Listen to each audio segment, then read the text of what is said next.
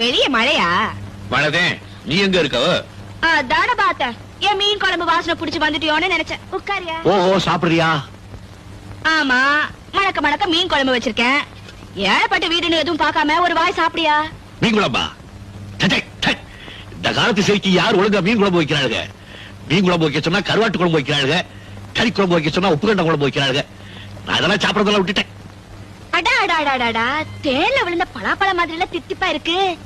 கடல் மீனோட ஆத்து மீன் தான் ருசி. ஆனா இந்த இளவு கொட்டின முள்ளுதான். என்ன பிள்ளை பெரிய தொந்தரவா போச்சு. நான் இதெல்லாம் சாப்பிடறது இல்லைங்கிறேன். சரி சரி, உனக்கு வயிற்று வலிக்க கூடாது பாரு, அதுக்காக கொஞ்சம் சாப்பிடுறேன். ஒரு ரூபா கொண்டா. மீனெல்லாம் அதிகம் வைக்காத. ஒண்ணு கொண்டா மீன்.